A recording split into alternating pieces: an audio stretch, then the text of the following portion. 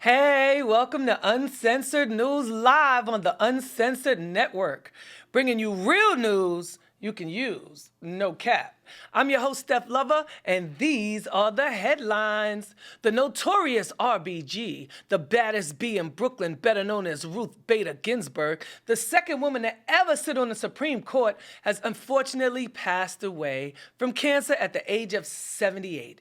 She was fearless and battled for many women's rights, including maternity leave and equal pay. She even graced the cover of Time magazine. A real icon.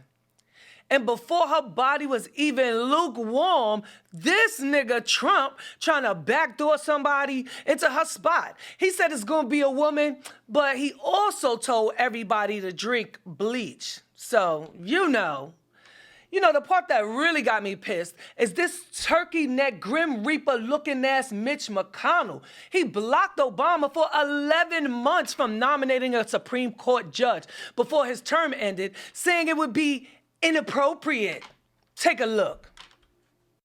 This is about who should make the appointment. We're in the process of picking a president, and that new president ought to make this appointment, which will affect the Supreme Court maybe for the next quarter of a century. Is there any chance that Republicans would vote to confirm Merrick Garland during a lame duck session of Congress? This nomination ought to be made by the next president. So just to put a button on this, are you ruling it out 100%? Yes. So what the fuck, Mitch? I mean, is it appropriate now? See, these mofos kill me with these double standards, BS, subs. Just remember, if Trump gets another nominee confirmed, that tilts the Supreme Court 6-3 super conservative, which would affect everything from abortions to immigration, healthcare to holy fuck. Y'all better vote, felonies or otherwise. Now, the election is only a couple of months away, and Trump is losing like shit. You know how I know? Because he just approved $13 billion, a FEMA package to Puerto Rico. Oh, now this money was to help with the rebuilding from Hurricane Maria. Oh, that's beautiful. Except Hurricane Maria was 3.5 years ago. What the? And let's not forget this.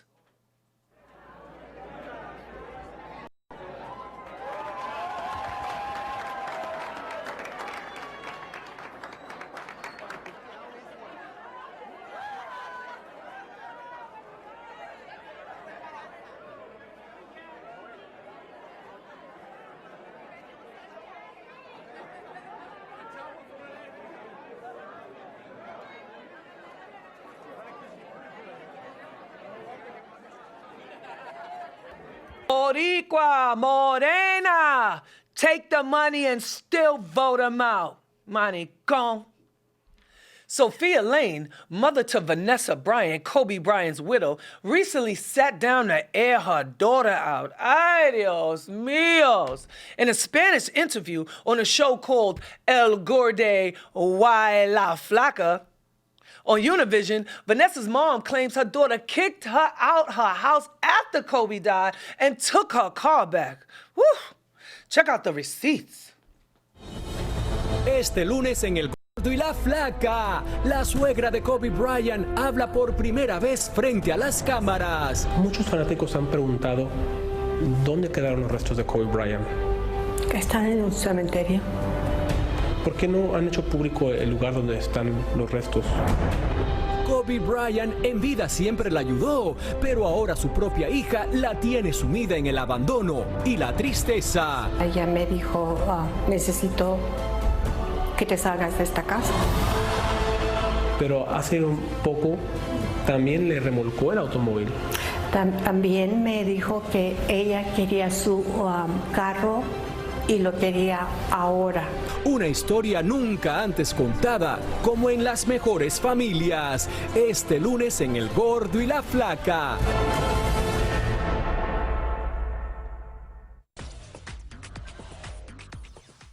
Wow. After watching that video, one thing has become crystal clear. I should have paid a lot more attention in Spanish class in high school, because Me not know nothing. But I do want to know why. I'm sure she didn't just wake up one day like, yo, mira mommy, get the step in. Something had to happen. And I'm not going to lie, I really want to know. Now, the mom ain't broke. She's still getting about $1,800 in alimony from Vanessa's stepdad, who she divorced in 2003. Now, we all know Kobe had a horrible relationship with his parents, mostly because his mom didn't approve of him marrying Vanessa because she's a Latina. They even boycotted their wedding. And did y'all notice they didn't speak at his memorial at the Staples Center? OD suspect. So at this point, I really don't know what to believe. But damn sure sounds like Vanessa is the Spanish Mamba. Ruthless. Kicked her own mama to the curb. Okay. Now let's switch gears a little bit, because it's awards season, and although 2020 is a wash, there's been a few silver linings, such as country music singer Mickey Guyton. I think that's how you say her name. She pulled a Jackie Robinson by being the first black woman to ever perform at the American Country Music Awards. Really? Yeah, take a look.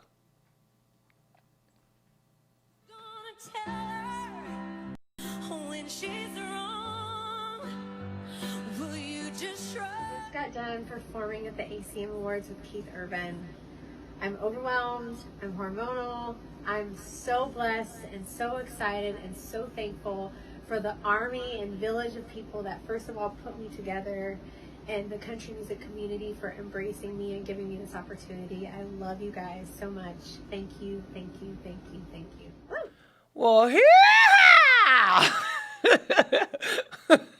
Well, what do you know? It's Sisters Prego. Only thing that would have made that performance priceless is if she blurted out BLM at the end. Like Donald Rollins said.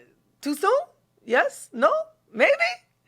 Speaking of first, I gotta give it up to Ron and Jasmine Cephas Jones, the first father-daughter duo to win an Emmy in the same year. Ron is a real girl dad who won for the hit TV show This Is Us, and his daughter won for her role in a Quibbly streaming series called Free Rashawn. I hear it's very good. But listen, y'all might remember Ron from playing the old head with the classic jokes in the Dolomite movie that Eddie Murphy portrayed, or the crackhead uncle in the movie Paid in Full. He was the one that kidnapped and killed his own nephew. He's a good actor, because I still hate him for that role. Kind of like the lady that killed Selena in the movie. Every time I see that lady in other movies, I be like, murderer! And we all know who's killing it. Been killing it for years. Eddie Murphy. Yes. 40 years after being a cast member on Saturday Night Live, Eddie Murphy just won his first Emmy for Outstanding Guest Actor in a Comedy Series. Woo! That boy got talent. Check it out. For giving me an Emmy. I don't have an Emmy. This is 40 years since I started Saturday Night Live. This is my first Emmy, so thank you so much. And I want to thank Lorne Michaels for putting this whole thing together and making this happen. And I want to thank the cast and the writers and the crew at SNL. This was a very, very special thing for me to come back and have the show turn out the way it did. I'm still floating from it. And thank you to everybody for giving me an Emmy. I don't know why they try to treat Eddie like animal. Eddie been funny since he stuck his toe in the hot tub. But, I still can't believe he got a kid with Scary Spice. Matter of fact, he got 10 children all together. Damn! Eddie be stroking as much as he be joking. Okay, y'all. Now, y'all remember to follow your girl, Steph Lover. That would be me at Steph LOVA 100 and Uncensored Network TV on Instagram for daily updates, no cap. And do you know what time it is? Tell me, do you know? It's time for a little celebrity flex. Time to Now, since we're on the subject of men with 11 children, Fetty Wap is officially divorced. Womp, womp, womp, womp. Seems like him and his trap queen, ex-wife Leandra Gonzalez, parted ways after being married less than a year. Ironically, they don't have any kids together, but she says he's abusive and a cheater. He says he wants his ring back. I guess it's safe to say they didn't see eye to eye?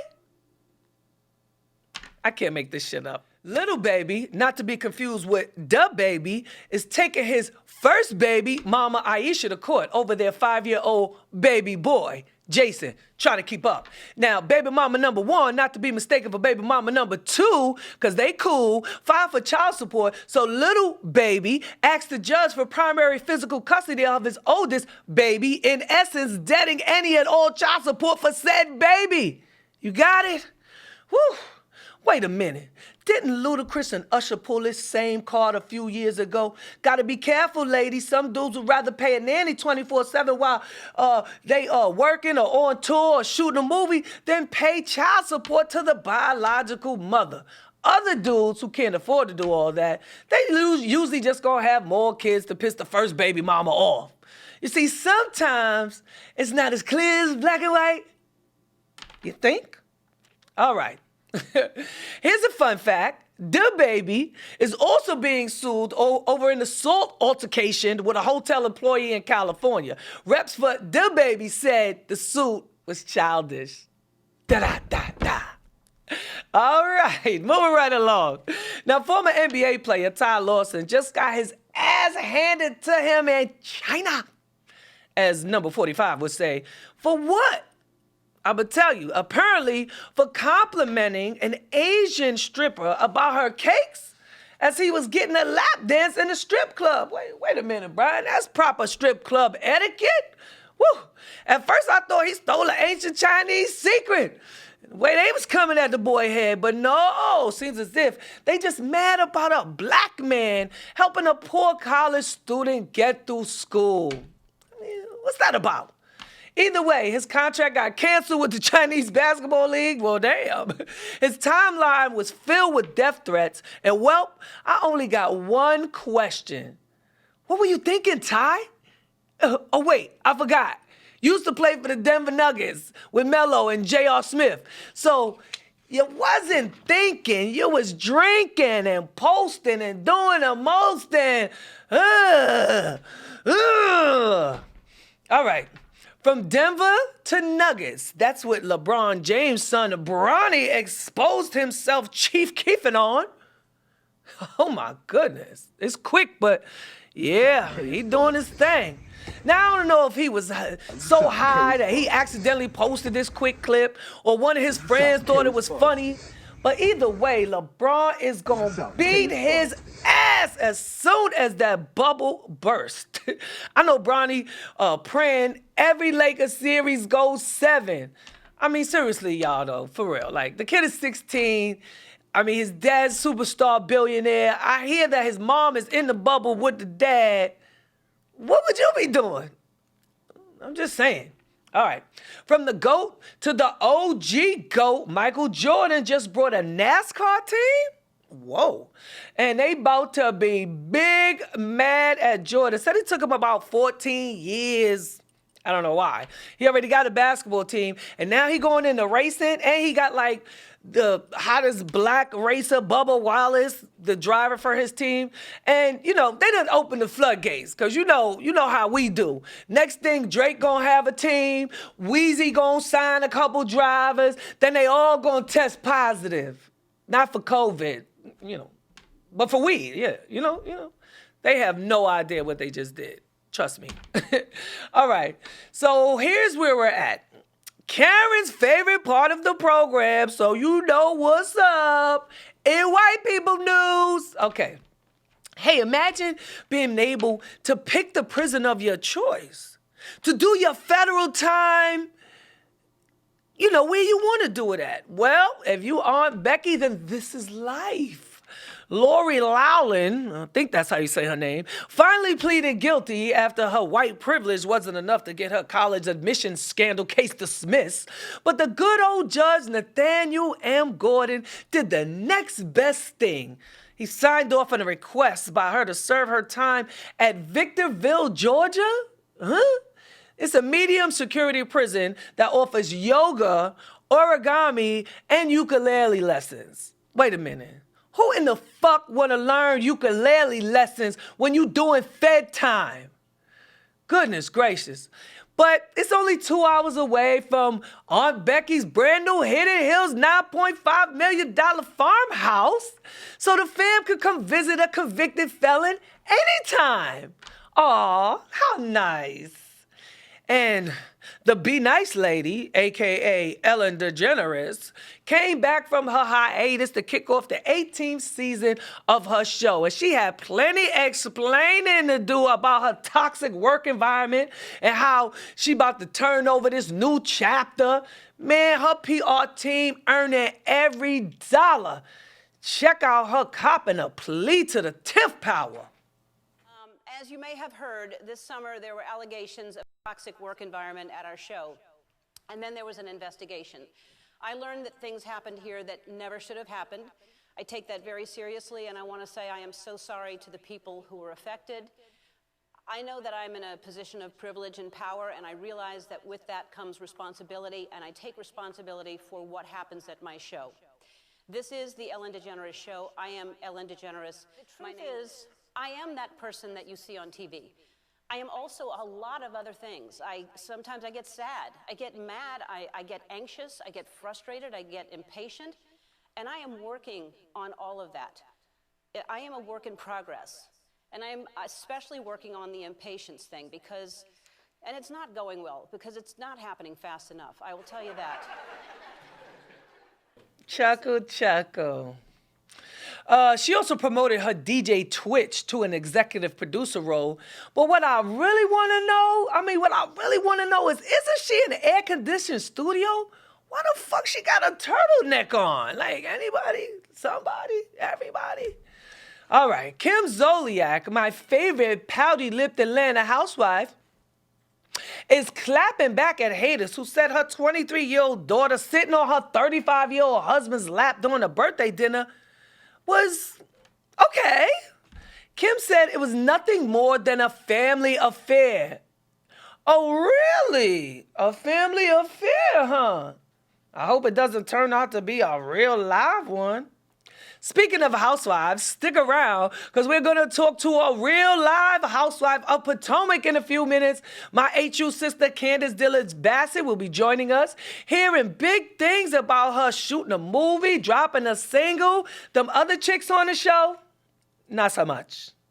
And like we always do about this time, let's get into a little reality check. Mic check, 1 2 1 2. All right, you know, just to keep it real with y'all, not all reality checks are going to be about TV shows, just so you know, FYI. Sometimes you just got to call a spade, which brings me to Amazon.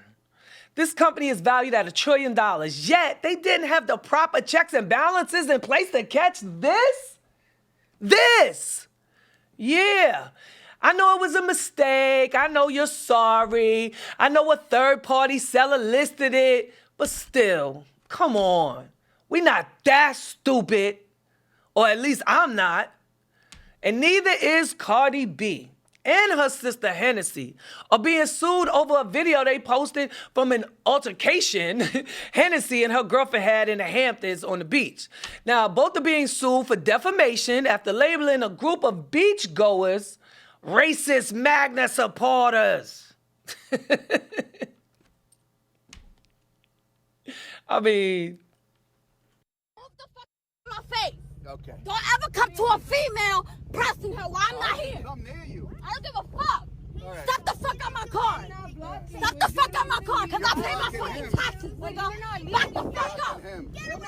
Get the fuck out my face. You in my vehicle. Shut the fuck out. Shut the fuck up, Karen. Shut up. Suck my dick. All right. Well, Thank got you. one?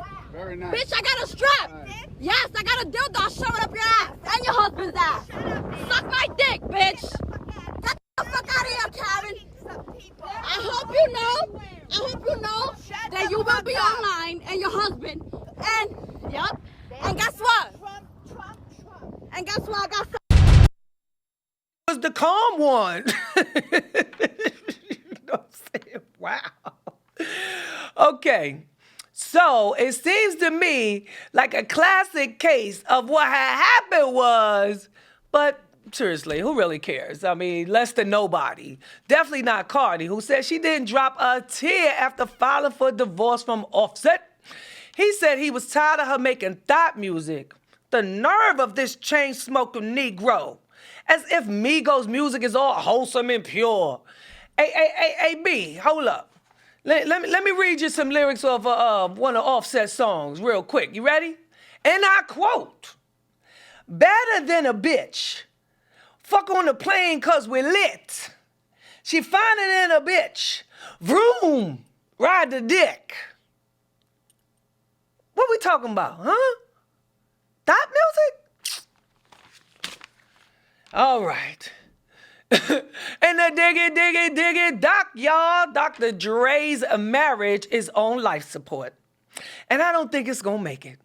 Andre and his wife, Nicole Young, have been throwing body blows at each other. Not punches, I'm talking head crack body blows at each other for the past couple of weeks. She filed for divorce after 20 plus years, claiming abuse and accused him of hiding assets. Also, she said he ripped up the prenup, but sis, unless you got that on video or in stone, I don't think that's gonna hold no weight. Dre says she illegally withdrew $300,000 from a joint account. Hold up, Dre. Now, he do own Beats by Dre, and he is like a billionaire, so $350-something to all $100,000 is like $3 to him. So just stop it. Boy, just stop it. You know, shit get real super petty when feelings go sour. I mean, what she expect? He is a nigga with an attitude. Okay, y'all, it's time for a real housewife of Potomac who throws hands with the best of them. She's also a former beauty queen. Born in Mississippi, raised at HU. You know my girl, Candiace Dillard Bassett on the Zoom. What's up, sis? Hi, my darling. How are you? Thanks for taking the time. How's quarantine life treating you? Child, well, you know what? When quarantine first started, I was like, yes, I don't have to leave my house. It's great. Now we're like, what, 7-8 months in? I'm like, damn, she said 7-8 months. I thought we was 4-5. I'm ready to go. I'm ready to be out. I miss being with my friends. I miss drinking and eating and people watching. I miss all of that. I know, right? It feels like we are stuck in time, in a moment. And it's so crazy that on season 5, which you guys are on Housewives of Potomac, is it a little weird kind of rewatching this season because it was a while ago, because you guys had to reschedule a little bit the premiere. So this feels like a whole year ago when times were great. Yeah, Everybody was essentially mask off. A whole year ago. Yeah, it is extremely strange. It's really awkward to have the audience be reacting to a lot of things that, one, I don't even remember that I said or did. I was about to say, did you forget some of the stuff? Some of that stuff? You know I did. I definitely have forgotten some of this stuff. So that's awkward and that's weird. And then just having to relive so much of things that I would rather forget and having the audience reacting to it, because for them, it is the first time they're seeing it. So it kind of takes you back to the first time you experienced it. And you're literally reliving things that happened. Reliving the trauma. Yeah, it's crazy. The drama. They need to save the drama for their mamas. Who came up with the expression? I always want to know. We don't play in the P. Who came up with that? That's like such a T-shirt. You know what I'm saying? I love that. When you're sitting in the interview chair and you're just, you're sitting there for a few hours. Sometimes, I'll have my little cup, my sippy cup of libation if I'm feeling froggy. I know what you're talking about. And you just go. You just go in. You're just kind of in the moment, and you're having like a back and forth with your producer. And you're just talking. And I was just like, yeah, girl, because these people, they don't know, because we don't play in the P, honey. It just came out. And who knew that it was going to become this like this mantra for the season, but that's really what it is. Yes. That definitely turned into, let's say, a catchphrase. Yes. Because when I hear it, I know exactly what they talking about. At first, I was like, yeah, my P don't play. Let me tell you. But matter of fact, none of it was like one of those situations. Because like Potomac, as far as the Housewives franchise, like I would think you guys are, I would say somewhere in the middle, because most people, obviously, they know Atlanta, and New York was the first one, but Potomac... OC was the first one. Oh, OC, right? Was it? OC was first, then Atlanta, then New York. Oh, damn, you're right. But when you guys for y'all to be so small and so quaint and so proper, y'all be making a lot of noise, is what I'm getting at. So, yes, I think that I've always said that Potomac started at a disadvantage that the other franchises did not have, because every other city or state is well known. Everybody knows where New Jersey is. Everybody knows Beverly Hills. Everybody knows I didn't know where Atlanta, Potomac was. Dallas. No, people can't even pronounce Potomac. I love Adrienne Bailon on The Real. I love her. And I remember I was watching the show, and she was reading something about something that was going on in Potomac. And she was like, yeah, the Real Housewives of Potomac. And I was like, oh, girl. Damn. Like, what? People don't know anything about the Potomac River. They don't know what Potomac is. Listen, so I live in the DMV and I didn't know where Potomac was until y'all put me up on it. I thought it was like a little island or something, like on the coast of Virginia. Yeah, no, it's very small. It's a very small, like you said, quaint, quiet, very like upper echelon of it all sort of town.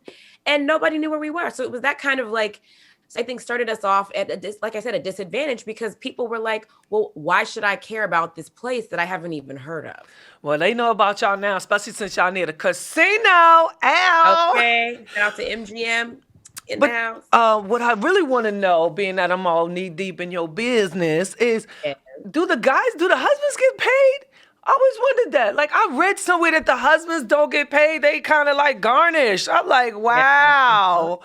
Yeah, no, the husbands are not paid employees of Bravo TV. Yeah, now y'all know how it feels to be arm candy. Okay, they are not paid. Now, I will say that I think that when you see husbands sitting in interviews, either by themselves or with their wives, I do think they pay them like a per diem. But just come on the show, like how they get some Debbie snacks.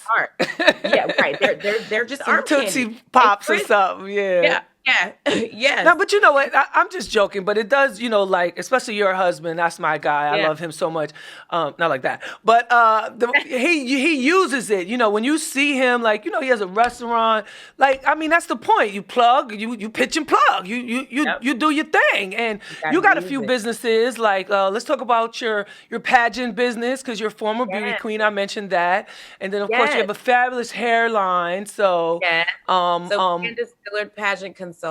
Right. It's my pageant consulting firm. I started it. Yes. They said shoulders back, boobs out, hands straight. Can't be like this way then, right? Can't be doing that. No, you got to keep your fingers closed. Little cup action. Yeah. And you wave and smile. Girl, I'll be watching. We teach, so a part of my consulting firm, I have a team of consultants that I work with that teach all of my clients about public speaking, interview skills, fitness and nutrition, stage presence, how to build a brand around who you are, and teaching these women that they are a walking, talking brand. You're much more than just a woman that can wave and smile and has to look pretty on stage. Because after you win your pageant, you are off on this journey of a job. You now have a job to represent and be an ambassador for an organization. So it's teaching them all of the skills of how to best represent not just themselves, but the organization that they are sort of hawking. Yeah, because it's and too much representing. social media out here, girl. I'm trying to tell you. And I see Listen, you it's caught taking up. your talents to the movie screen. I hear you just filmed a little Christmas movie, you know. I did. Yes, we Jingle, have not. jingle. Yes, we're not releasing the name of the movie yet. I was just giving you but kudos on that. Can you tell me about your character at least? yes, well, I don't think I can talk about it yet, but Okay. it is a Christmas film. It's hilarious. It is going to be funny. It's going to Love be a interest? Do little you have a love sad. interest? I might. There might be one. Okay. It's a really, really great, like, family feel-good movie, and it's something that we all need right now. So Yes. the fact Ugh. like something to take our minds off of the horror that has I've been 2020. I've been feeling great as of late. Mm. Okay, Okay. listen, get you a little drink of a straw will help with that. Yeah. Okay, but no, also so you can get you a drink and watch the movie. It's gonna be really good. okay, so that's coming out around the holidays, hopefully. Looking forward to seeing that. And let's talk a little bit about the music, because this year on season 5, you're introducing another side that we all, looking anxious to see, because, being a beauty queen, I'm assuming that was your talent. You was singing in the passions, but now you taking a source and dropping a single. Well, you dropped the single and now working on more music. Is that going to be spotlighted more and more on the show, hopefully? Yes. So we did get to see a little bit of me going into the studio, recording the remix to I See You, produced by Cult Chucky in the Thompson. Scene. Yes. So you get to see some of that, and there'll be more. We do talk more about working with Chucky and working with some of Chucky's team and some really special people who have been very helpful. Can't wait to see. Girl, AKA Steph Lover has been, shout out to you for being such an amazing support and keeping me in line. And yeah, it's all love. It's all love. The talent is definitely there. I think people are going to be really surprised because, I wasn't a big fan of Potomac. I don't really watch a lot of TV. And all my friends was like, oh, Ken? I'm like, yeah, she went to Howard. They like, oh, she's a bitch on that show. And I'm like, whoa, wait a minute. Sweet little Candy? I call her Candy Girl. Wait a minute. I'm like, come on. And they like, girl. And then, I let them hear the song or, some of you singing online. They like, nah, that ain't the same. I'm like, girl, listen. You know what I'm saying? Sometimes them editors, they, you know what I'm saying? They do they thing. They do their thing. So what's the vibe of, kind of music that you want to put out? Let the people know. Oh my gosh. So I am classic, R&B. I love R&B. It's what I grew up on. It's when I sing in my head, when I sing out loud, it's always like an R&B bop. This is, I want people to do this. Oh, yes. Yes, you see what I'm saying? See, they don't know that about you, kid. They don't know that. That's what I want. Exactly. Yes. So it's an R&B base, but I also love the idea of electric guitar. I love rock vibes. I love pop vibes. I love jazz vibes. So sort of infusing all of that, especially the rock piece. I have 1 or 2 songs that I'm considering that have a little bit of an R&B rock nuance to them. And and I think that before Lemonade came out, I kind of felt like, okay, you got to stick to one genre. You can't do too much. It's going to confuse the audience. But then you have Lemonade, which, is Beyonce's 500th album. She can do whatever she wants. But it did kind of liberate me to feel like, okay, well, damn, if Beyonce can have an album that's got, the classic, the R&B, the rock, some pop, some country on it, and people receive it, then maybe I can do it too. Do something similar. Yeah. All right, well, I'm going to let you get out of here. I appreciate the love. All I want to know is in season 6, are we going to be expecting some baby news? Oh, that's... hey, Candy. Steph, you want to... Can I borrow your womb? You want to carry my baby for me? Girl, oh my God, I was not expecting that of all the reactions. But, we love you over here, appreciate you. And again, check her out every Sunday, correct? Correct? Sundays at 9 p.m. 9 yes. p.m. Don't play with the Pete. Tune in. See You my don't girl. play in the P. Have your Candy girl. notebook and your pencil and paper. You got to take notes with season 5. Okay. Take no. Read them. Read them. Yes. All right, y'all. That's it. My girl, Candy Girl, right here. Uncensored News. All right, y'all. It's a wrap. Doobies and pins. But first, big shout out going out to Candy Girl, Candiace Dillard Bassett from the Real Housewives of Potomac for checking in. We definitely appreciate the love. To my producer, B. Brown, for all the visuals. You know how he get down. Always amazing. And, of course, if you missed any part of the show, you can check it again because we going to do it again. Or you can check it live on our Facebook, Uncensored Network, or my YouTube page. You got options. Use them, okay? And I see you when I look at you. Shit, I might take this straight to the head.